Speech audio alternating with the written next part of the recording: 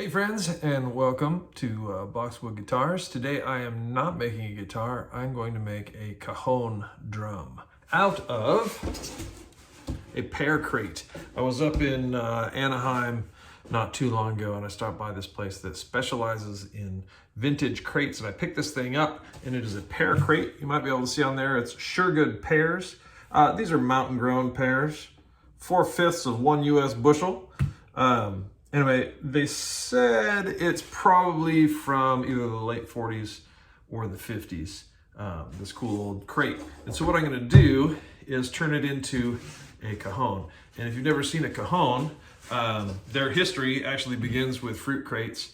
And I believe in South America, if they didn't have drums, they were sitting on the docks playing music, they would sit on a fruit crate and hit the sides of it to make different drumming sounds. Now, obviously this one is a little weak and needs some reinforcement. So I'm going to, first thing, probably take off this flimsy little back and then make it sturdy enough that when you sit on it, it's not going to crumble.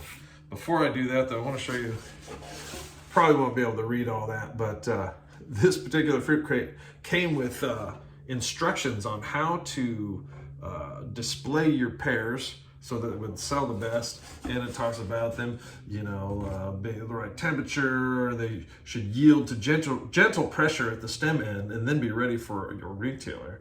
My favorite part is down here. For further information, address the Pear Bureau at 502 the Woodlark Building in Portland, Oregon. Anyway, so first things first, I'm gonna take off this back. I'm going to do my best to preserve as much of the wood as possible because we don't know. We might be able to use it for other things.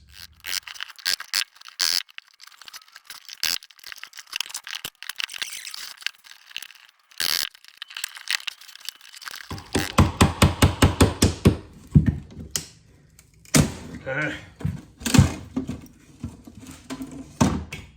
Well, as you can see, that's not what I wanted to happen. I didn't want to break this, but sometimes that's the way it goes.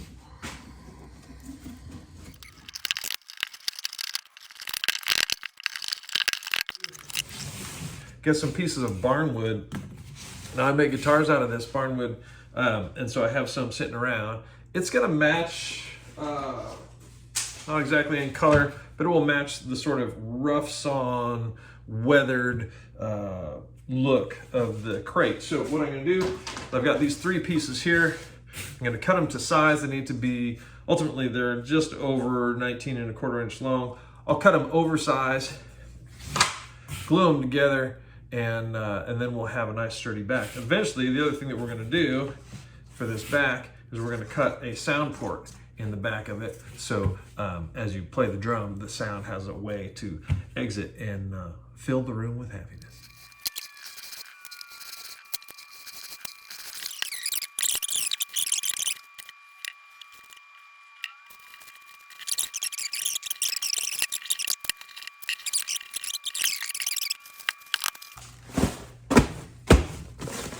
A few sandbags will do the trick. Okay, I've got those bracing pieces cut. You can see that it's a nice snug fit, not glued, not nailed, but it's in there nice and tight. This is going to give this box a lot of stability and sort of the gluing surface area that we need there. So next step is to glue these things together, and yeah, the next step is to glue these things together. Okay, well, we've got it all clamped up. It's all glued, ready to go. Nothing to do now but wait for the glue to dry. So what do you want to talk about? We got like an hour. What do you think? All right, I'm gonna turn the camera off. I'll meet you back when it's dry. All right, the frame is all dried up, glued on both sides. This thing is rock solid now. When we put the face on it, put the back on it, it's gonna be super smooth. Before we put the face of this drum on, we've got to drill some holes. What I'm going to do is I'm going to string, believe it or not, I'm going to string guitar strings back and forth across here. They're going to rest on this top plate, and that gives it the snare drum sound that we're looking for. Okay, what we're going to do is we're going to take a guitar string and string it through here, lace it up like a pair of shoes, so we get a cool snare sound out of this instrument.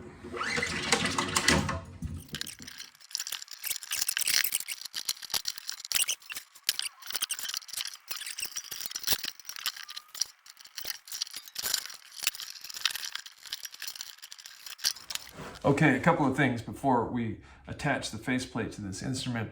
We are not going to glue this together. Most of the woodworking with instruments, you glue things together. It's a good solid bond. But for this, we're going to think of this effectively as our drum head, and you want to be able to adjust how tight it is held to the box.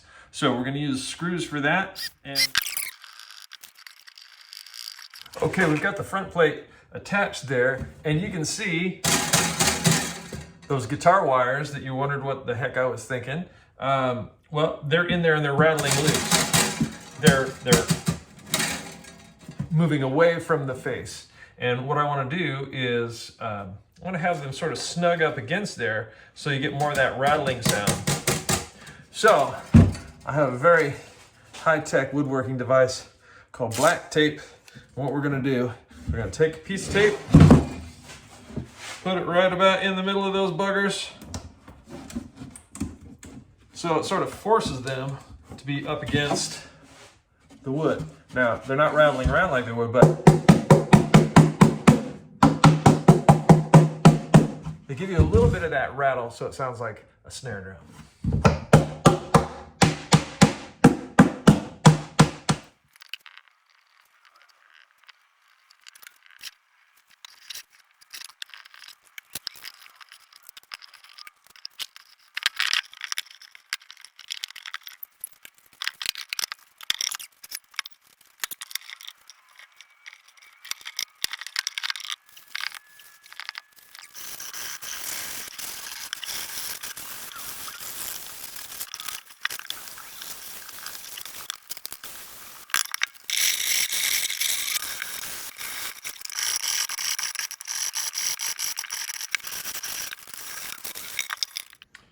All right, friends, there you have it.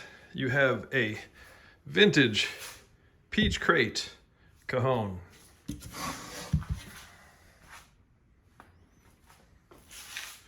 Now, I think, as I mentioned earlier, the history of cajons are said to have come from fruit crates being played on the docks in South America. So we're going roots cajon here with our vintage fruit crate design.